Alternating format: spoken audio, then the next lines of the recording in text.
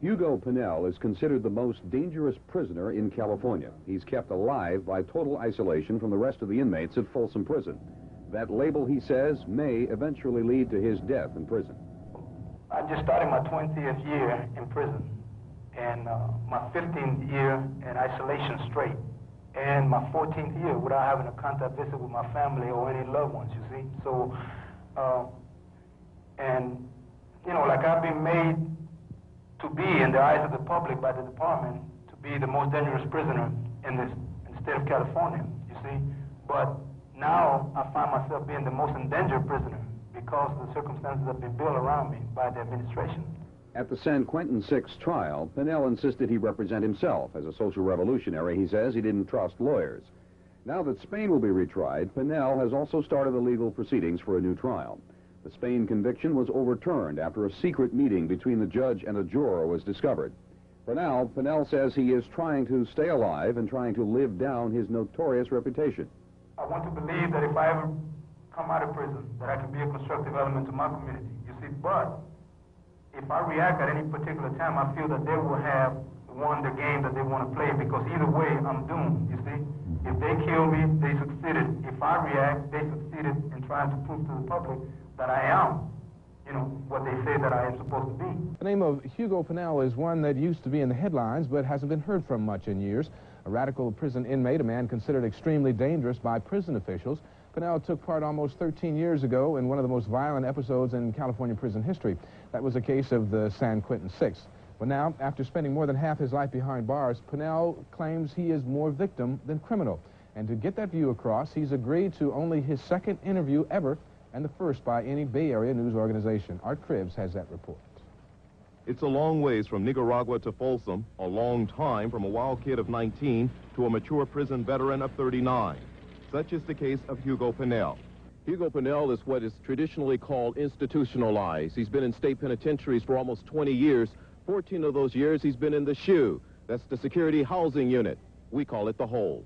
They brought me to Folsom in 1976. They took all the chains. They told me, you never be chained here, you never be handcuffed, and as long as you behave, then we're going to give you contact visits and treat you like everybody else. That has not been the case. I've been without chains, I've been without cuffs, I've been able to move around the guards, around the staff here, and there's no threat on my part, there's no danger on my part, you see. A lot has happened to Hugo Pinell. In 1971, Hugo's close friend and political ally, George Jackson, was killed in what prison officials said was an escape attempt led by Jackson. Hugo Pinell insists Jackson was set up and murdered. Pinell was later convicted with the so-called San Quentin 6 for that incident on August 21st, 1971. Today, Pinell is placed in a 138-cell unit. He's allowed outside a minimum of 10 hours a week. Outside means in the exercise yard within the state's maximum area. He says he remains here because he's a political prisoner. I'm a political prisoner because I became aware. I became politically involved with the conditions in prison. I became historically aware of what was going on with black people and what was going on, and you know, throughout the world politically. So I think that I am because of the way that I've been persecuted. And all I can say is that it has been because of my political beliefs. Pinell calls himself a revolutionary, but says he's not a danger to society, that he's the one in danger. He was first isolated from other inmates at Soledad. It was there he was also isolated from his family and the world. I was in the hole in Owen in Soledad in 1970, and as a result of representing the strike, you know, I was chosen the representative of the strike, and that was about the longest strike we ever had in Soledad, especially in Owen.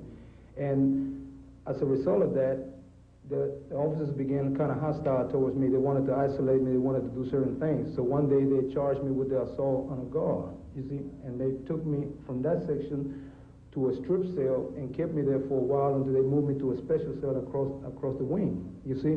And after that, ever since then, like, they took my contact visits from my family, from my loved ones, and I haven't even had a contact visit since then. On January 28th, Pinell was stabbed. It was the 6th time he had been attacked in 7 years. Prison officials believe he's made enemies here because of his political beliefs. Right. He says prison authorities want him dead. I feel that everything that has happened to me with regards to attacks, that leads to the administration taking part in this. Although California law requires an annual review of inmates who are in the hole, Pinell has been here more than half of his 20-year prison career. Warden Joseph Campoy would not talk to us about Pinell, but a prison official in Sacramento did say Hugo Pinell will be an old man before he gets out, if he is ever released. Hugo Pinell is a man buried alive, but who has a family who refuses to let him be forgotten. At Folsom State Prison, I'm Art Cribbs, KTVU, Channel 2 News.